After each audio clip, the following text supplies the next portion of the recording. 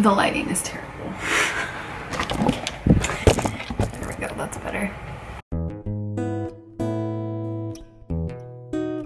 Hi guys, I'm Amy. Welcome back to my channel. Today I'm gonna start another vlog because I've really been enjoying filming these. It gives me something to do and look forward to throughout my day, and we're just gonna keep on keeping on.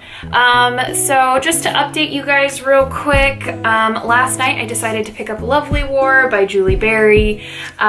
This was recommended to me specifically by Matthew from Matthew Sharapa when I was recently talking about middle grade books and in the middle grade book tag, in which I raved yet again about Emperor's Ostrich, which is by the same author, and he mentioned that this might be a really fun one to read.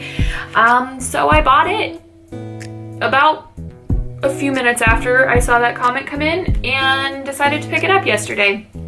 So this is a story. It's historical fiction, World War I and II, but we get to hear from the point of view of some Greek gods, specifically the three that I've come across only 50 pages in is Hephaestus, Aphrodite, and Ares. And I can't speak. Aphrodite is telling us a story about two young people in the middle of World War I. I'm enjoying it thus far. Like I said, I'm only 50 pages in. Does anyone else find it really satisfying, like the physical size of this book? It's huge. But I think I'm really going to enjoy it. I think it's going to have the element of fun with the Greek god component of it. But also have some depth to it, just because, you know, it is talking about the world wars, which could be not always so light and fluffy. I did some work this morning. I did a Zoom meeting with some of my students just to get them some more typical type lessons as best we can. And then I have been kind of just messing around on my computer for a good chunk of the day, online book shopping, because that's what I spent my morning doing. I don't have many exciting plans for the day. I think Aaron and I are gonna play a new board game tonight, so thumbs up to that. But might as well just bring you along for the ride, as I always say, and just see what happens. Yeah, I think that's it for now. Hey bud, do you think you fit in the chair? Think you fit in the chair. I'm not sure the chair feels like you fit in the chair. Hey, Bog. You getting your cuddles in?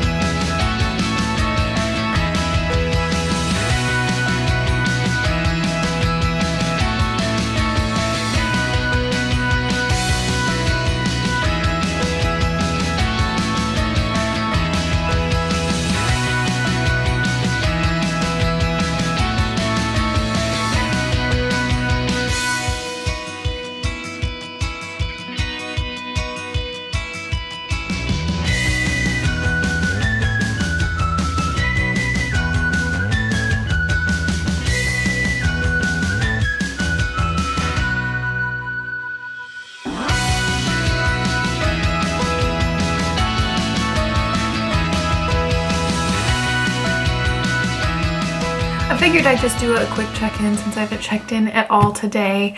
Yesterday I put quite the dent into Lovely War, so I'm over halfway now.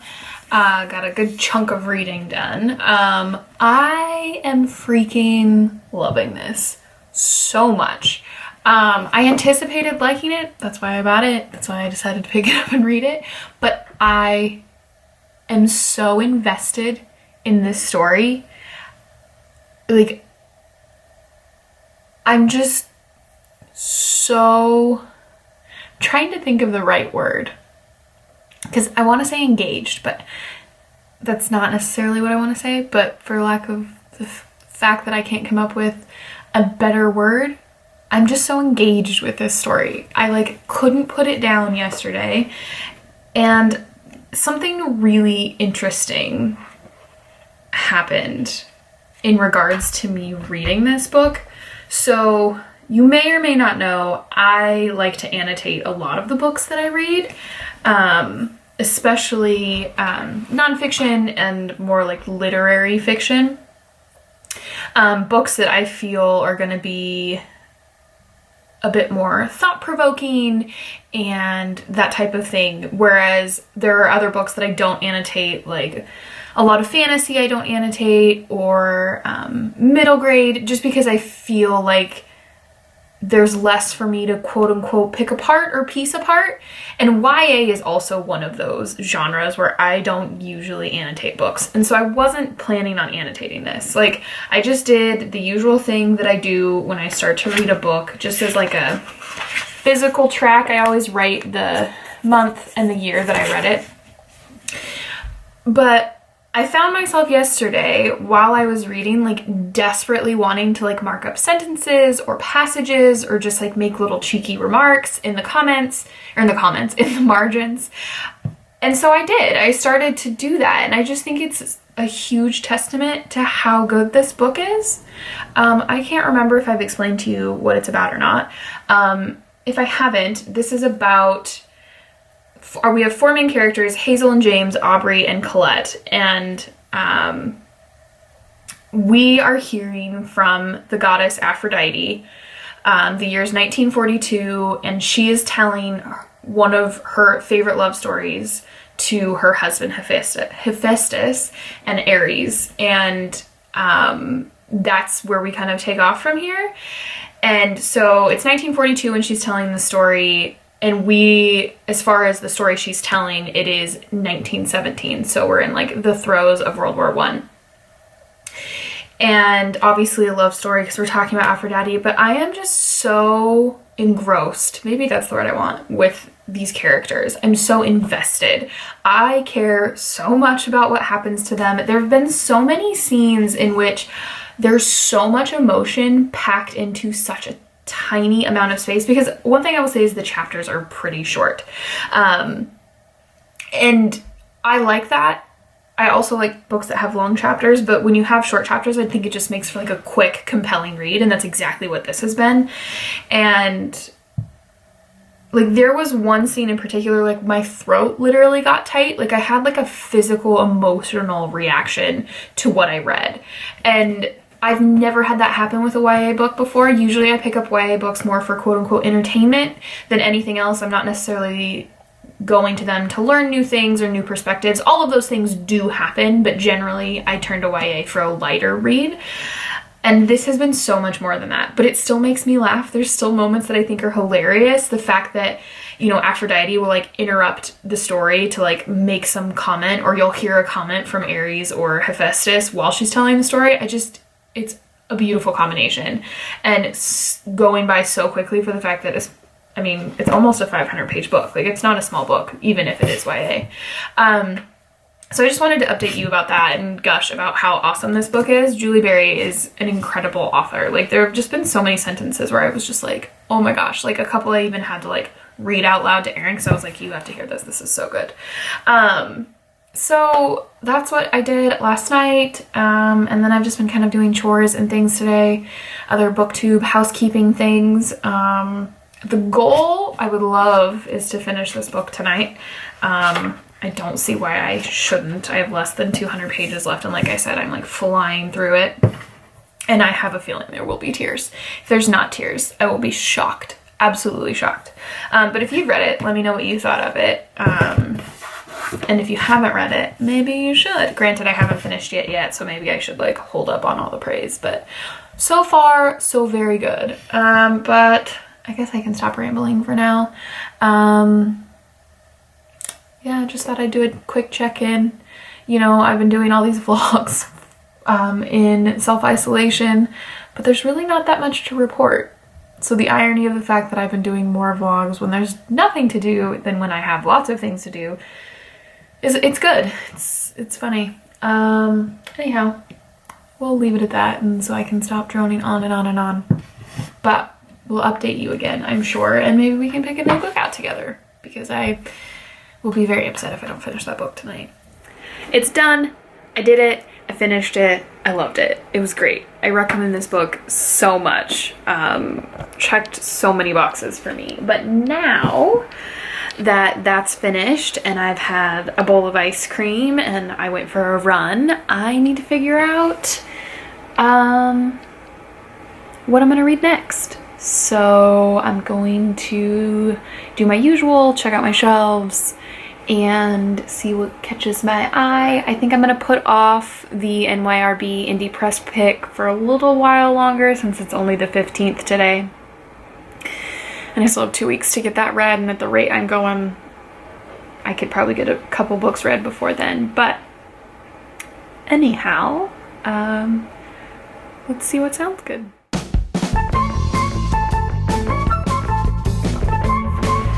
Hold on, before you continue, what kind of mood are you in? Moods to read the books that I have. Well, no shit, but like... These are all what I anticipate to be decently emotional books. Emotion, okay. Emotion.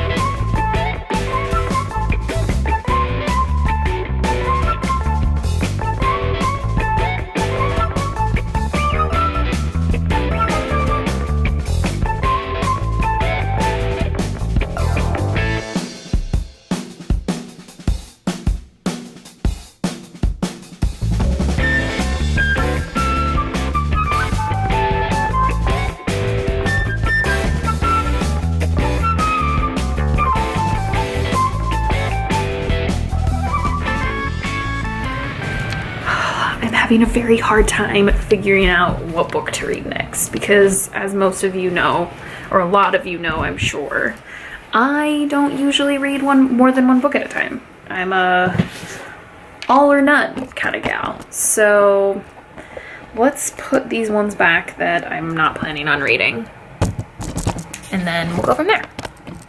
Oh, we have decisions to make, and then I need to go to bed and start one of these books. I just feel like they're so different. And I've had this for a year at Christmas, so a year and a half almost. And I don't even know how long I've had this one. Longer probably, because this came out, I don't even remember when this came out. Oh, let's just throw Erin for a loop and read this one because you know it's going to be compelling, and I freaking love The Trouble with Goats and Sheep, her first book. Yeah, we're gonna do that. This has been really crooked. Good morning, everyone. I ended up reading a little bit, and by a little bit I mean minimally, in Three Things About Elsie last night. Read chapter 1, about 25 pages, but Joanna Cannon's writing is delivering already. I just love the way she writes. But this morning I have a Zoom meeting with my class, with my preschool kiddos. So I need to make myself look like a human. So I'm gonna do that now, and then we'll have a Zoom meeting and I'll get to see my kiddos for a little while. We don't usually keep them on there too long just because they're little and, you know, attention spans are not huge.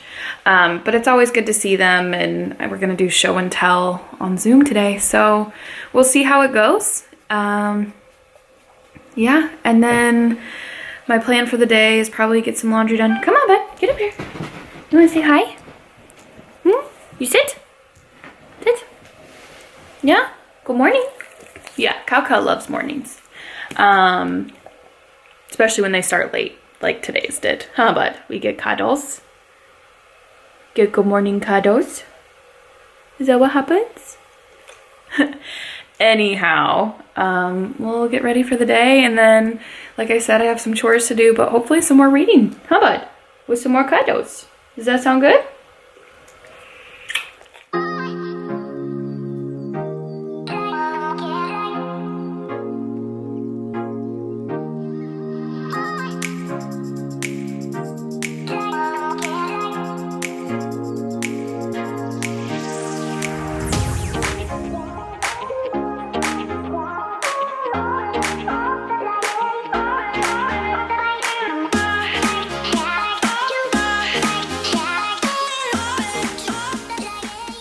What's going on, bud? Hey, looks. You don't really fit there. Hey, buddy. You're okay, buddy. You're not a cat. But I can be a cat. Can I be a moo cat? Are you a moo cat? Your tail's happy dough. Oh my god, dog. Okay. Just thought I would do a quick check-in in regards to 3 things about Elsie. I got a decent way, not about a decent way, but I got a good chunk of it read yesterday. I'm enjoying it. I do really like Cannon's writing. I think it's phenomenal. I have to say I'm not loving this as much as I loved The Trouble with Goats and Sheep. I love The Trouble with Goats and Sheep from like page 1. I thought it was amazing and I was super invested, and like I am invested in this story. And I really want to know what like the mystery is, like what it is we're trying to solve, what exactly happened. But the fact that our main character Flo is kind of, you're not sure if she's a reliable character in the sense that you don't know if she knows what she's saying, if that makes sense. And I don't know if I love that or not.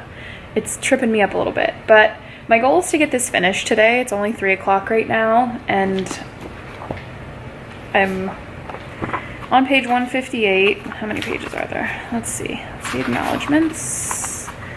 There are 370 pages. So about 200 pages-ish to go. And then a little bit more. So enjoying it, not loving it. But maybe it'll get better. Fingers crossed. I just finished 3 things about Elsie, and I have to say, I think I'm a little bit disappointed. I didn't hate this book, but there are aspects about it that I just don't love. I think the biggest thing, I mean, I mentioned the fact that we're not sure if Flo is like a reliable narrator. Like, is she telling the truth? Does she even know if she's telling the truth about things? But everything is like perfectly tied up and like knotted with a little bow, and like everyone's beautifully connected, and I find it unrealistic. But I do have to say Joanna Cannon's writing is still incredible. I love her writing style. Like, her ability to craft a sentence is just real good. But yeah, definitely did not love this like I loved The Trouble with Goats and Sheep. And I think another thing about it that I found it easy to figure out, like unraveling the mystery, I wasn't surprised by anything. I mean, I didn't have it all figured out from the beginning, but it didn't take long, if that makes sense. So yeah, there we have it. 3 things about Elsie. This has been on my shelves for a while now. Had that since Christmas of 2018, I think. So that one's read. That's good. But yeah, now I need to figure out what to read next. I might actually, is this focused? There we go. Pick up the Dud Avocado for the Indie Press Project, which I know nothing about. I had never heard of it before. I literally just went to NYRB's website and looked at their catalog, and this was one of the first ones that just like caught my eye. I mean, it's called the Dud Avocado. Just a very different, this does not want to focus, does it? This camera is killing me. There we go. It's just an intriguing title, and it's about a young American woman who goes to Paris in the late 1950s. And that's what I know. So it's not terribly long. No, that's afterward. 255 pages, so I might even be able to bust it out tonight, depending on what Aaron and I end up doing with our evening. So yeah, just check in real quick. I'll probably end the vlog here tonight, although I always say that and then I never do. But yeah, maybe I think we'll probably do this, since I should probably not wait too long to read it before the end of the month. But I'm looking forward to it. I don't think I've ever read anything from this publisher, and I've definitely not read anything by Elaine Dundee. So, and there's an introduction. I have a question. Do you guys read introductions of books? Because I read the introduction to A Tree Grows in Brooklyn the first time I read it. I've only read it once. And there's like a major, in my opinion, spoiler that's discussed in the introduction, and that really, really upset me. So I'm like apprehensive to read introductions now. If anything, I go and read them after I've read the book, which kind of defeats the purpose of it being an introduction. But I don't know, we'll see. I probably won't, to be honest with you, but it's fine. Anyway, yeah, so we'll go with the Dud Avocado. We'll get that finished and then move on to other things. Hi, cutie pie. What are you doing? Oh, thank you, Cow Cow. Are you being real cute with your paws all crossed? Are you a little lady? Oh, your paws aren't crossed.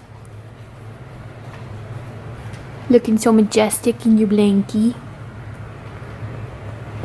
Loki's tail's going so hard behind you. Yeah. Face. Yes, he is. You're so cute. Yes, you are. Mama loves you. Oh, pokey ear.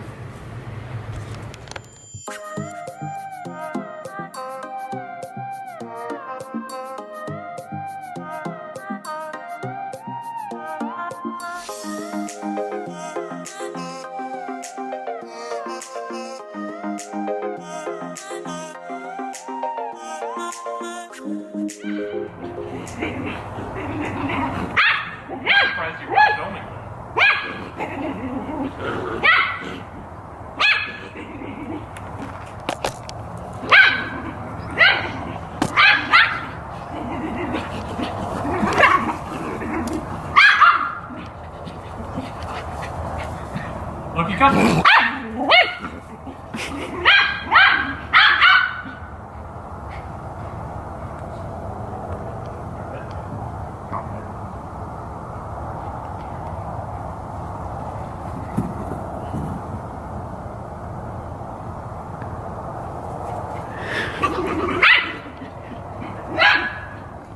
Good morning, everyone. In classic me fashion, I didn't actually finish the vlog last night because I didn't do any more reading. So I got only a chapter done. I know I said I would try and get the rest of it finished, but Erin and I ended up playing a lot of bananagrams yesterday. So that was fun.